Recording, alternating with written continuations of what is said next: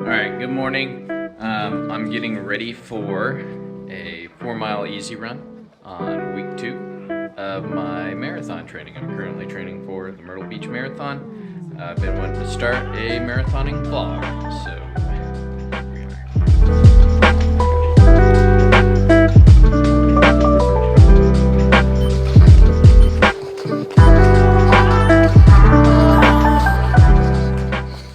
all right, that run went well, other than like underneath my calves, so like not my calves, but like underneath them, the small muscles.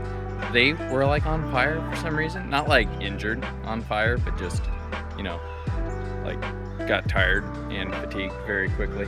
I don't know what was up with that, but maybe it was I was running at a little faster pace than normal. Marcy did not go on a run with me.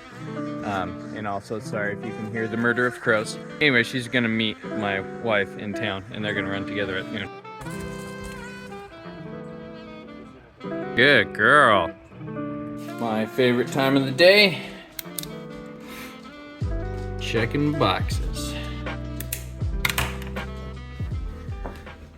All right, I got the dog dropped off and I have a few minutes here to myself before the wife and the dog get home. So just wanted to quick share what plan I'm doing. So I started Runner's World sub 3:30 marathon plan. That was originally not what I wanted to do. I wanted to do Fitzinger, is it Fitzinger's? Coach Pete's. I want to do one of his plans from Advanced Marathoning, his book, which I have right here. So that was originally what I wanted to do. However, I kind of got burnt out last summer between the heat and the humidity here in North Carolina, and I didn't hit the goals that I wanted to hit, and then coaching middle school football. August through October, I didn't really do any training whatsoever. I did do a little, I had a 15-mile week in the end of September, but other than that, I was pretty detrained. So originally I was going to do like a beginner, just finish a marathon in 18-week plan. It was all easy miles except for like certain days you had strides, so I started with that. I was a little concerned though that I was really selling myself short on that, because while I know I was detrained, I did think, or I'm fairly certain that you can regain your running form fairly quickly, especially no longer than I had stopped running. Anyways, I kept looking for intermediate type plans.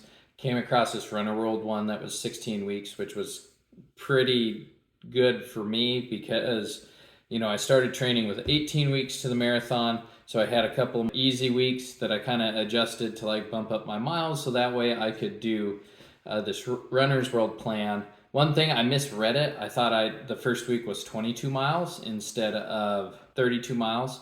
So it was a pretty big jump. So I did like a 16-mile week, and then I did a 22-mile week.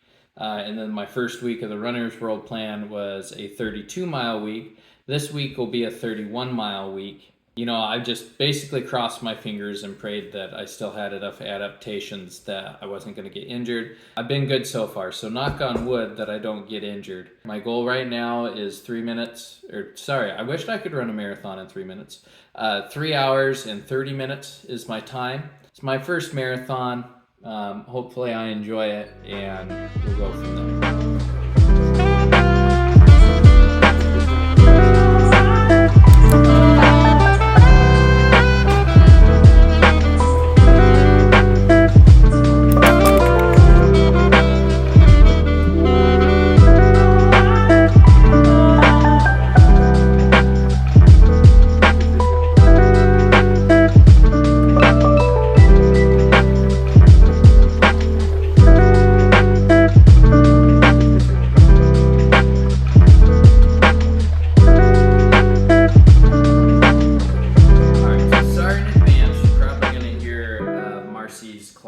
On the floor. But anyways, when I was editing yesterday's video, I realized I kind of launched into how I'd taken some time off and this is my first marathon, but I hadn't really talked about or shared my running history. I've been running since the end of last January, like the last week of January.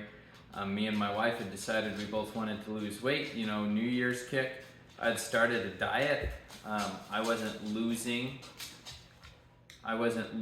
weight at the rate that I wanted to. So I started a Couch to 5K program just to run and burn a few more calories to help me lose weight throughout the week.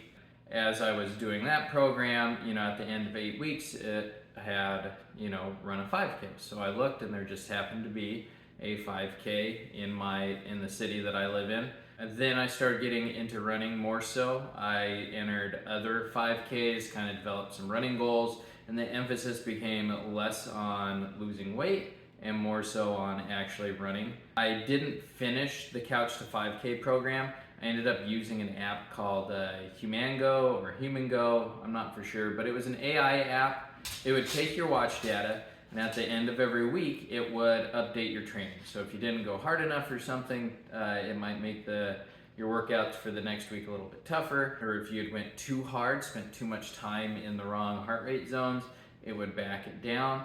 And I did enjoy that. However, I do think that app was partly responsible for me burning out last summer. And it was partly my fault too. I set my goals, I think, a little bit too high. My goal was to run an 18-minute 5K by the end of the summer. I think that was a little bit ambitious, as well as the fact that even though I lost 15 pounds running, I'm still well above the running weight I was in college when I used to run at like 155 pounds versus now I'm pretty solid 180 to 185, depending on the day. So that's what I did. I started off with the walk jog, Couch to 5K, ended up doing the Humango app, getting my mileage up to about 30 miles per week. And then July was kind of hit and miss. July was when the heat and humidity really hit and I was getting burnout. All right, so today is day 14 and we are going to go run my long run on Topsail Island. It's kind of a down week. It's only 8 miles. Last week was 10, next week's supposed to be 12, but something special is coming up next week. So we just had breakfast and we're gonna start getting around. Breakfast looked real dope, by the way, too. And having a good time, Marcy.